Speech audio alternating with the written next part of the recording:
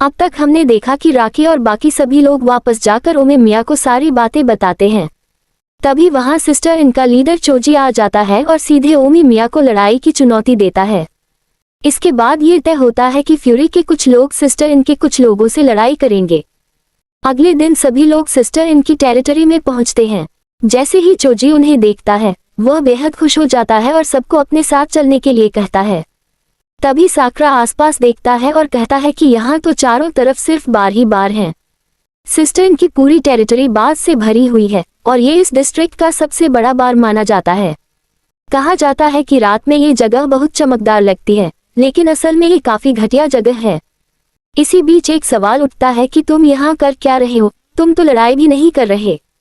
इस पर जवाब मिलता है कि वो भी उस दिन वहाँ मौजूद था, यानी वह भी इस मामले में शामिल है।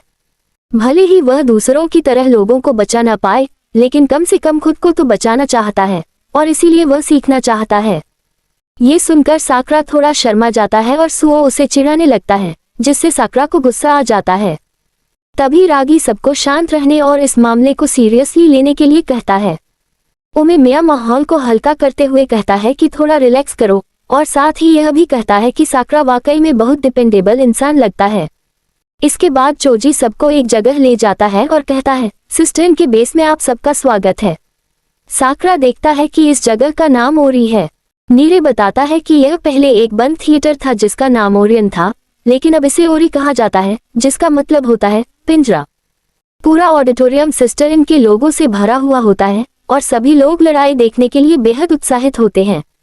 सुओ कहता है कि अब समझ में आया कि इसे पिंजरा क्यों कहते हैं, क्योंकि यहाँ चारों तरफ दरिंदे भरे पड़े हैं। नीरे मन ही मन सोचता है कि क्या वह यहाँ से जिंदा भी लौट पाएगा। साकरा उसे सामने देखने और सीखने पर ध्यान देने के लिए कहता है। चोजी ऐलान करता है कि आज का इवेंट शुरू किया जाए। ओमे मिया कहता है कि यह सब एक्साइटमेंट से भरा हुआ है, लेकिन असली लड़ाई तो उसके और चोजी के बीच में होगी, इसलिए बाकी लोग जीते या हारे उससे ज्यादा फर्क नहीं पड़ता। ये सुनकर साकरा भड़क जाता है और कहता है कि उसे फर्क पड़ता है, क्योंकि वह यहाँ हारने नहीं आया है। हिरागी और बाकी लोग उसकी बात सुनकर हैरान रह जाते हैं और ओमे मिया भी मानता है कि साकरा वाकई में बहुत भरोसेमंद है।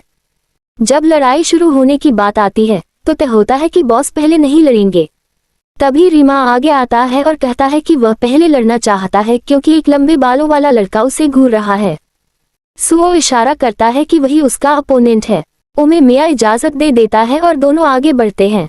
साकरा उतारो से कहता है कि उनकी लड़ाई अभी खत्म नहीं हुई है और वह किसी भी हालत में हारना नहीं चाहिए। लड़ाई शुरू होते ही आरमा एक पंच मारता है, लेकिन उतारो उसकी बाजू पकड़कर उसका सिर जमीन पर दे मारता है। पूरा हॉल सन रह जाता है। नीरे बताता है कि आरमा एक बहुत पावरफुल फाइटर था, लेकिन फिर भी वह एक ही वार में हार गया। चोजी उतारो की तारीफ करता है, लेकिन पयो उसे रोक देता है। नीरे को लगता है कि सिस्टर इनमें कुछ गड़बड़ जरूर है। इसके बाद नोरू और सुओ की लड़ाई शुरू होती है। नोरू गुस्से में सुओ पर हमला करता है, लेकिन सुओ उसकी ही ताकत का इस्तेमाल करके उसे बार बार नीचे गिरा देता है। सुओ मजाक उड़ाते हुए कहता है कि ऐसे नखरे तो सिर्फ बच्चे करते हैं। साकरा ये सब देखकर सोचता है कि क्या ये वाकई एक अच्छा इंसान है, क्योंकि उसके चेहरे और हरकतों में सिर्फ घमंड और क्रूरता दिखती है। नोरू पूरी ताकत से कोशिश करता है, लेकिन हर बार हार जाता है। भीड़ उसका मजाक उड़ाने लगती है।